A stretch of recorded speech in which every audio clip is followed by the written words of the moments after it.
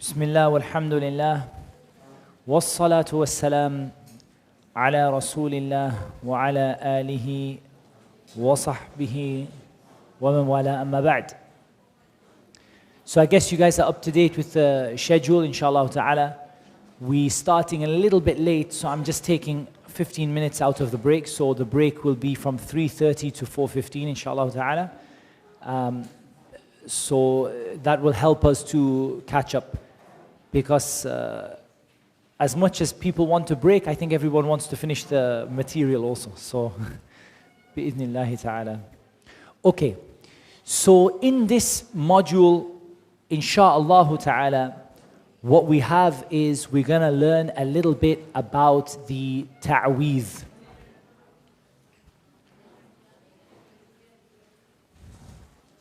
Why are we learning about the ta'weez? These little contracts and pieces of paper, and people have the things tied around their necks. What is the purpose of learning about them? We want to learn about them. We want to learn about them so that we can explain to people why they are wrong. And we can convince people why they are wrong. So I'm going to show you some videos and some stuff like that and some pictures and things. But just to begin with, I've just opened Sheikh Adil's presentation that he uses to explain the ta'weez, and I'm just going to go through certain elements of it. I'm not going to go through all of it, but I'm just going to go through certain things, Insha'Allah ta'ala. So I wanted to start from my own notes about the history of magic. Because this is important in understanding the modern magic which is done today. So, we're going to start with ancient Babylon. Ancient Babylon, Babel. So it's an ancient city which exists on the Euphrates River in Iraq. And it was inhabited by the Neo-Babylonians. They were known for astrology. Astrology. So they were known for believing that the stars affect you. So we can say star worship. And they worshipped, this is very important, they worship the 7 stars, or some people call them the 7 constellations, because they're not just one star. The 7 constellations, and 7 groups of stars. And how did they used to get nearness to their gods? They used to light incense, and they used to tie knots. They used to tie knots, and they used to commit ritual sacrifice. So we need to remember this, because this is going to be very important in understanding the magical contract and the ta'weez that people keep. So these Babylonians, they were all about the stars. The stars affect your future. The stars affect what happens on the earth. The stars bring you rizq. The stars cause you problems. The stars save you. They were all about the stars.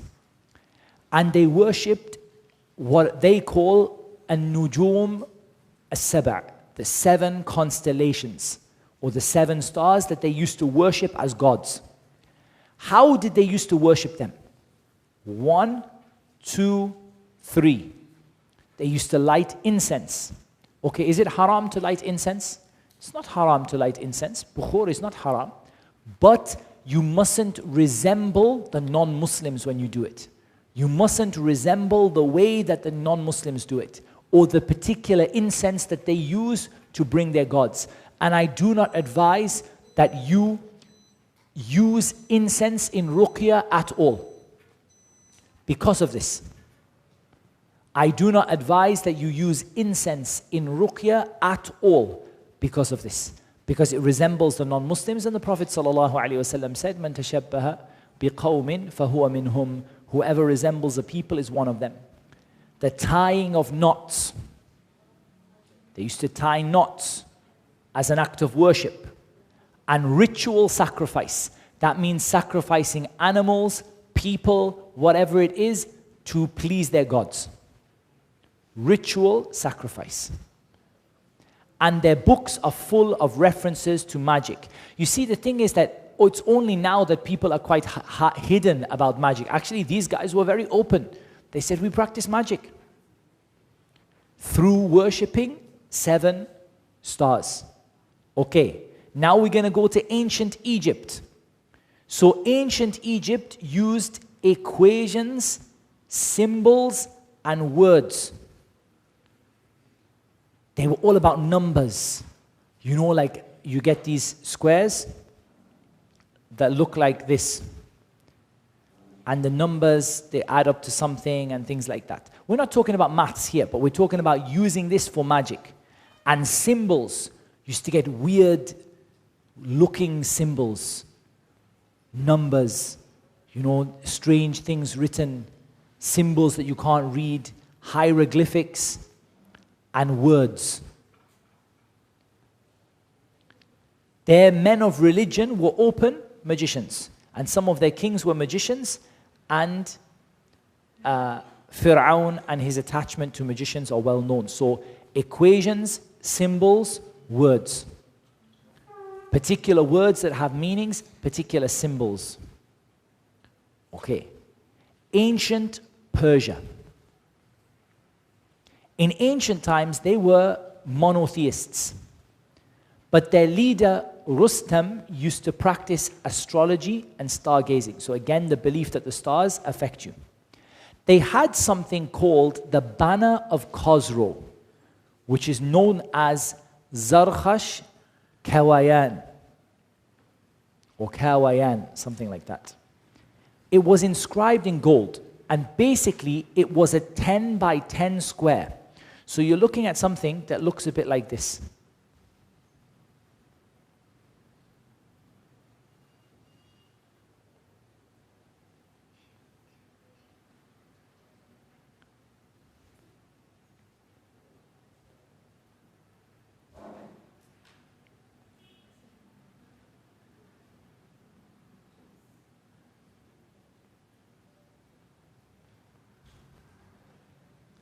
It looks a bit like this. And in each one of them, there are numbers, letters, symbols, and so on. This Zarkhash Kawayan, what is the purpose behind these symbols? What do they mean?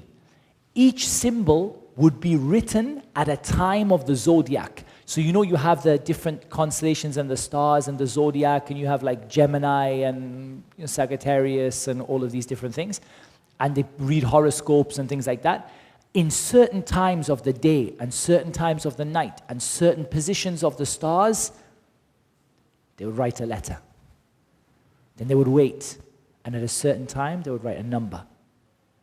Each one of those is done by the command of the shaitan, in order to please the shaitan and to worship the stars and to disbelieve in Allah Azza wa Jal. وَتَجْعَلُونَ رِزْقَكُمْ أَنَّكُمْ تُكَذِّبُونَ. They made it that their rizq comes from the stars and that they believed in the stars instead of Allah subhanahu wa ta'ala.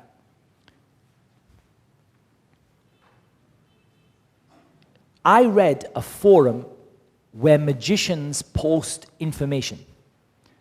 And the magicians are terrified of this 10 by 10 square. It's 10 by 10, any 100 squares.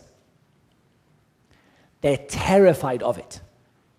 They said, if you write it, and if you don't obey those jinn, the jinn will possess you and destroy you. And they were giving the impression that you can die by writing it. That's how much they are scared of it. And that's why it's very rare you see it. You rarely see 10 by 10. You usually see, most of the time, you will see 3 by 3. 3 by 3. And often these will add up to 15 on each corner. This way, this way, this way, this way, this way, this way, this way will add up to 15. But this 10 by 10, you rarely see it because the magicians are terrified of it.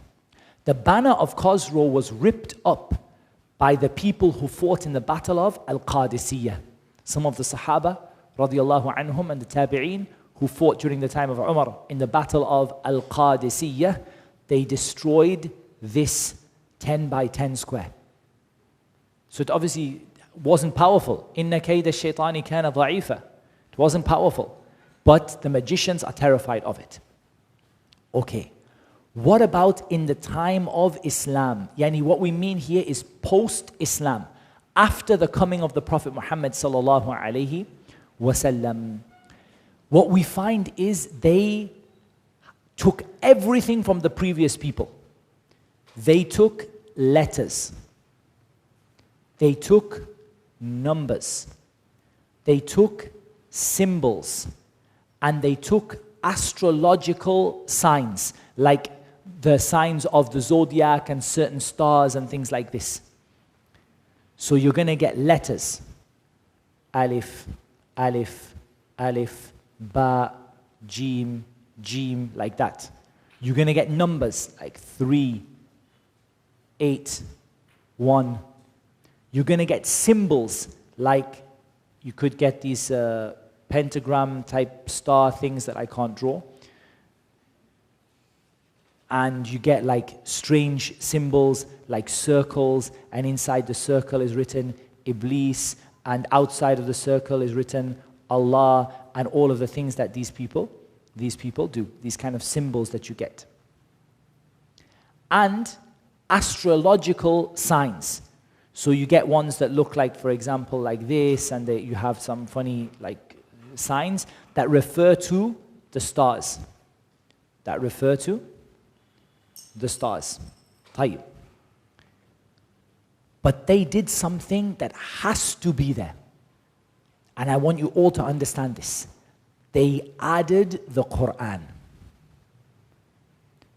Why ever would these magicians put the Quran among these devilish symbols? For 2 reasons. Number 1, to fool the Muslims into believing that these symbols bring them near to Allah. And the second thing is to disgrace the Quran. So they have written evil names of the devils in circles, and inside of that they've written the Quran, like the devils are surrounding the Quran and the devils are destroying the Quran. Or they draw the Quran outside of the circle, meaning that inside of the circle the devils are protected from the Quran, and so on. They use the Quran in their magic. And they don't need to change a lot. Even 1 letter is enough. What's the proof? وَإِذْ قُلْنَا ادْخُلُوا هَذِهِ الْقَرْيَةَ فَكُلُوا مِنْهَا حَيْثُ شِئْتُمْ رَغَدًا وَادْخُلُوا الْبَابَ سُجَّدًا وَقُولُوا حِطَّةٌ نَغْفِرْ لَكُمْ خَطَايَاكُمْ وَسَنَزِيدُ الْمُحْسِنِينَ. They were told to say, Hitta. Hitta, wipe away my sins. What did they say instead? فَبَدَّلَ الَّذِينَ ظَلَمُوا قَوْلًا غَيْرَ الَّذِي قِيلَ لَهُمْ. They changed Hitta to Hinta. They changed Hitta to Hinta. 1 letter. And Allah Azza wa Jal sent them a punishment from the sky because of this. Because they changed Hitta into Hinta. This is a big issue. That means this ta'weed you're looking at here, it only needs to have 1 single letter which is different for it to be a helper for the shaitan. So it's something serious. Okay, so now let's have a look through the Shaykh's presentation and we take what we need, Insha'Allah ta'ala, from the Shaykh's presentation. If you want to have a look at some of the Egyptian magic, hieroglyphics and things like that, they have these hieroglyphic codes. The people of Babylon, this is something the Shaykh brought regarding those people, and the ancient people of Persia. I don't know if I did have somewhere, let me see if I still have it. I did have an example of a big square.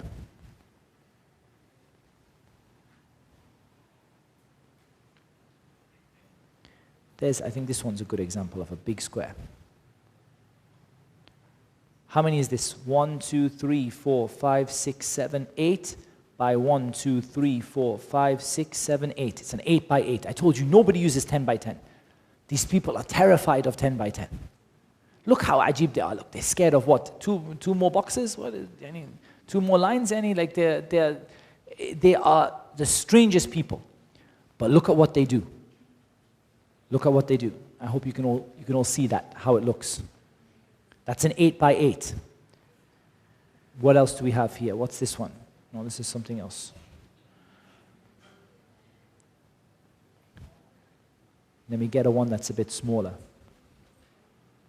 Sometimes they just scribble. But those scribbles have a meaning. And we're gonna cover some of it, inshallah ta'ala. What about this one? So here you can see on the inside of it, you can see a 3 by 3 grid. A 3 by 3 grid.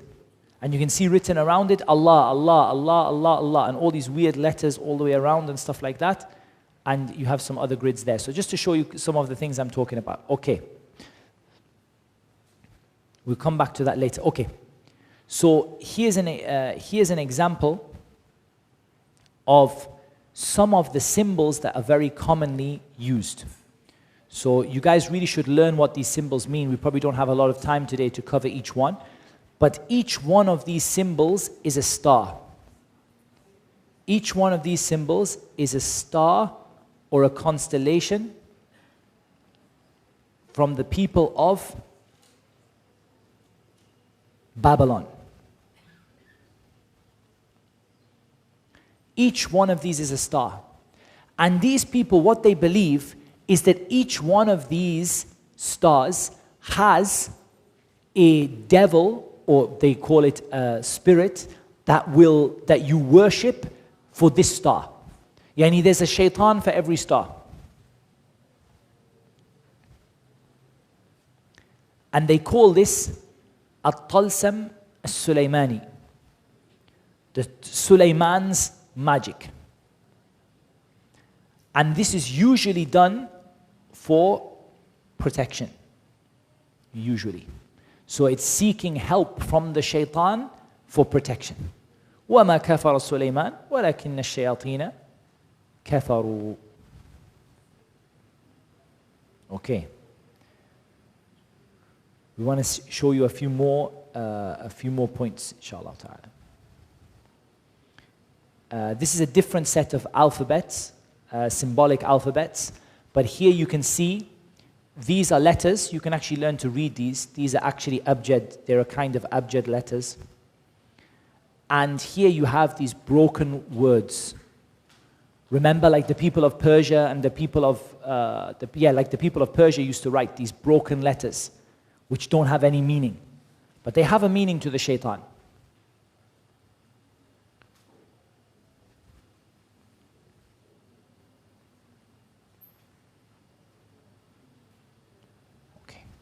We want to go and just understand the way that the abjad letters work. I'll show you some videos after that, inshallah. These are all examples of things you can find. There's another chart in there. Here we have some ajib stuff. Here you can see those 7 stars written out, worshipping the 7 stars. You can see them here. You can see some of the ways they present them in little things around your neck and pouches on your keys and things like that. Sometimes there's little pieces of paper you put in the water and you drink.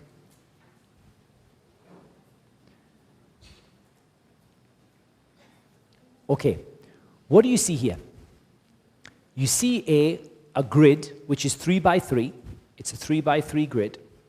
Okay, and all of the numbers that are done here have a particular purpose. They have a particular purpose.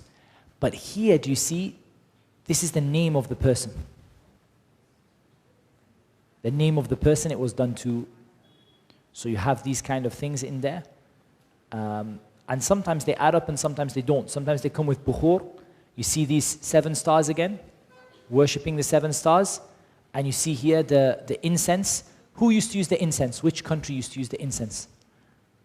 Babylon, Egypt, or Persia?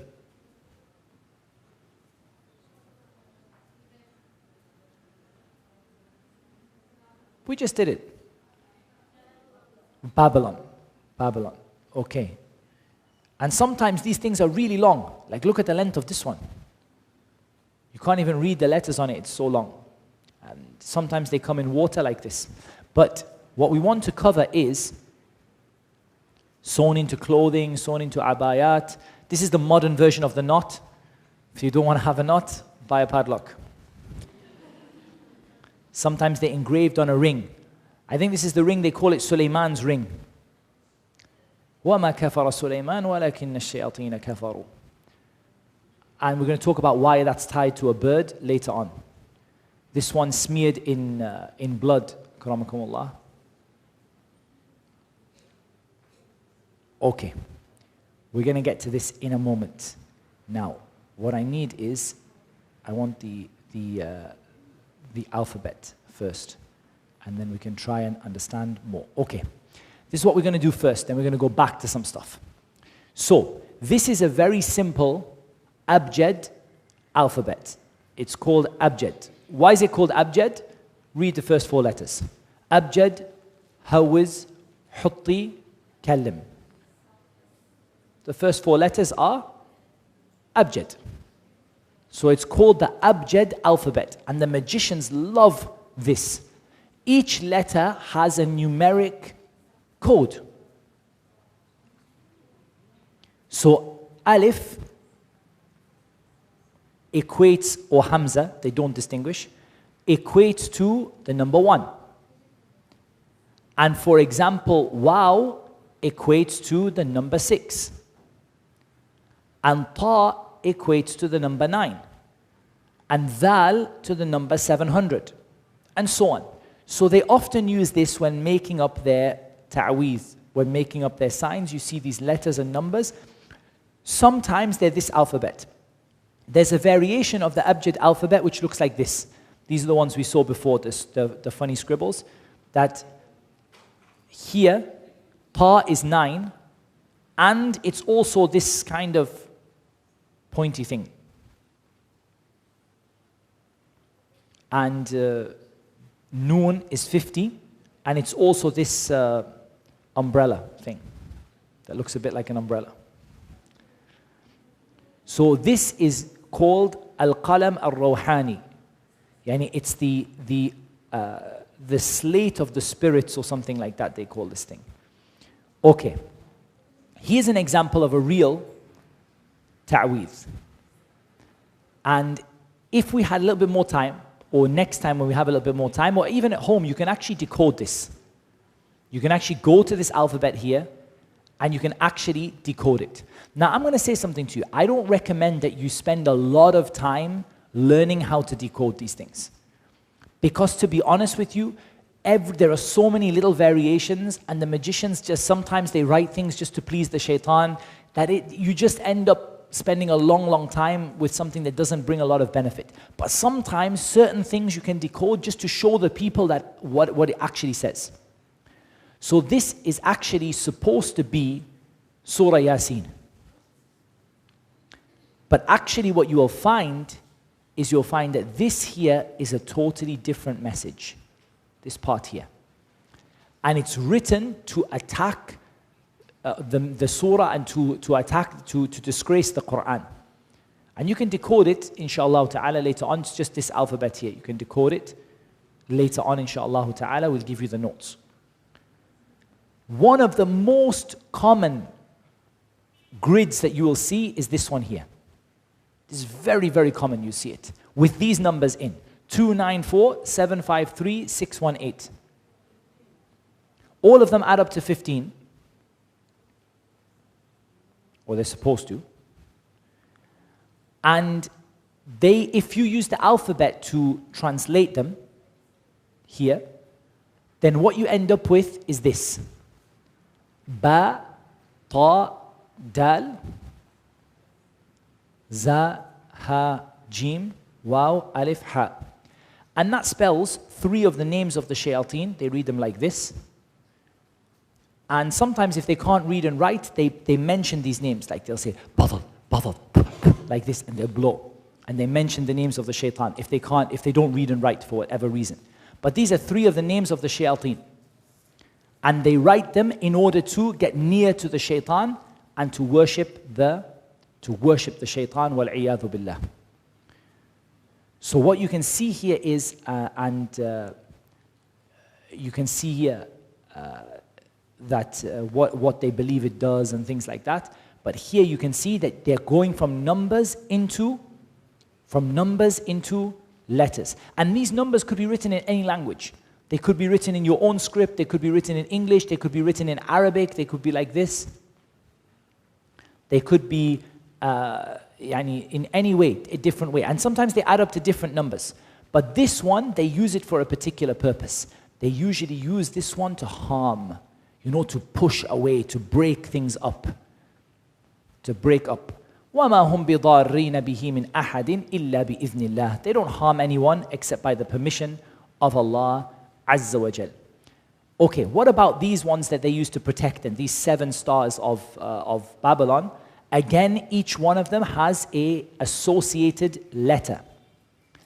And it looks a bit like this. It's very strange. But basically, it again spells, each star spells the name of a shaitan. And I can't even pronounce these names, but there's Lat Hatil, Hat Hatil, Hat Yatil, Hat Batil, Ha Hatil, and Hat Latil and Khatatil, or something like that. And they say those names. So when they don't write, they'll say Lat Hatil, like this. And they blow over the knots and they tie the knots. How many knots they're going to tie? 7 knots here, usually. They have their, Allahumma musta'an, they have their ways. And with them, every letter and every number has an intention. Every letter and every number has an intention. So the Shaykh is going to show examples of the numbers and what they do. But they have different numbers of knots, and they have different purposes behind them. This one is like the one that was done to the Prophet ﷺ.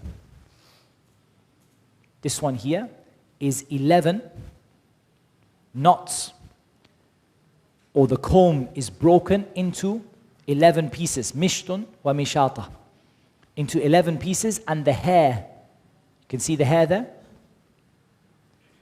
and it's smeared usually with the pollen of a male date palm. You can see that here. It's smeared with the pollen from a male date palm, and you can see that they put the hair of the person inside of it. This is usually to kill.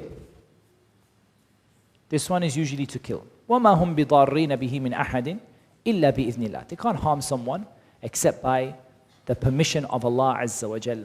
So they do sometimes it for medicine, which has a certain number. They use a certain number for protection. They use a certain number to protect the magician from the shaitan.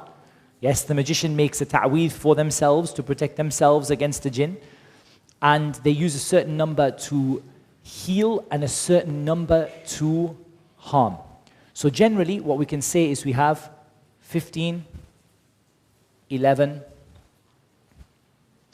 15 could also be 9 or 15. We have 11, we have 7, and we have 2 others. But these, I think these ones are the most important, 3 and 5 or different ones. But these are the most important. 7 is usually all to do with protection and, bringing people together and, love and stuff like that. 11, this is usually the one which is the nastiest one. This is like death and destruction. For us, it doesn't make any difference, because for us, in the first place, they will not harm anyone except by the permission of Allah. But we want you to understand roughly why it was done. And 9 or 15, usually to harm or to break up or to, destroy, death, destruction, and ruin.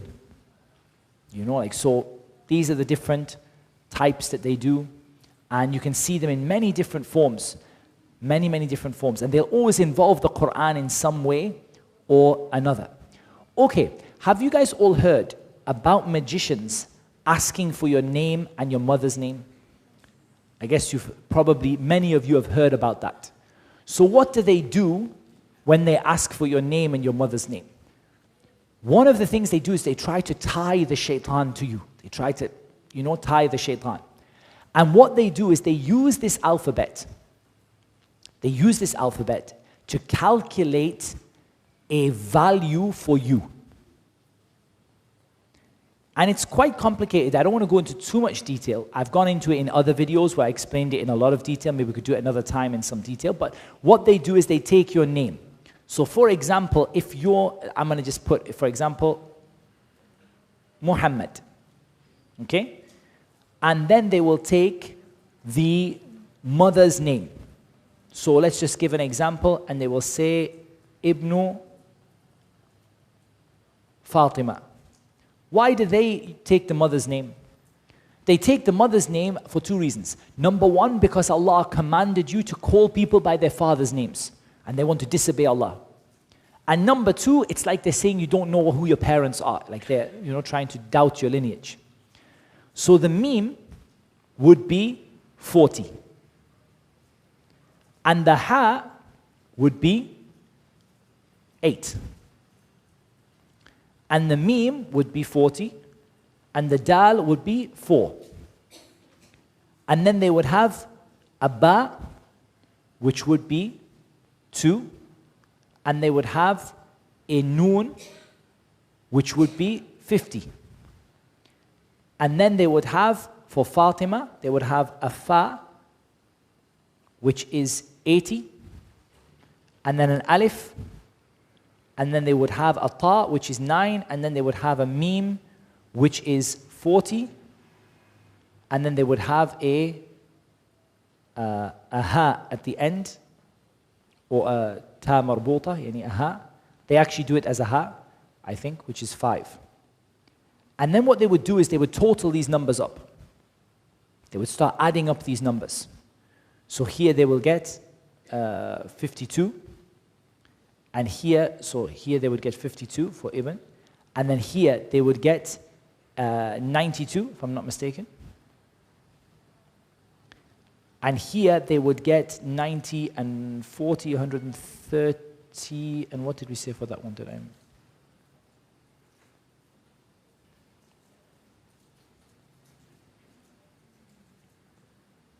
It was supposed to be a 5, I think. So you get 90 and 135 or something like that. In any case, the numbers don't matter because it doesn't really interest us. But then they will add these all up and they will give you a total. Yeah, they like maths. They will add these all up and they will give you a total. They will keep on dividing the total. They will keep on dividing the total and dividing the total. So if they had 135, usually they will keep dividing it until they end up with a number between 1 and 12. Okay, what are they going to do with that number between 1 and 12? This is what they're going to do. What is this? These are star signs. And basically what they're going to do is they are going to put you into a star sign based on the number that comes out of your name and your mother's name. So they take your name, your mother's name, they make a total, they keep dividing the total usually by 12, until they end up with a number between 1 and 12. When they end up with a number between 1 and 12, what they're going to do is they're going to put you either here, or here, or here, or here. And then they're going to look at what element of the earth your name matches. And there are 4 elements which they have, which are fire, water, air, and earth.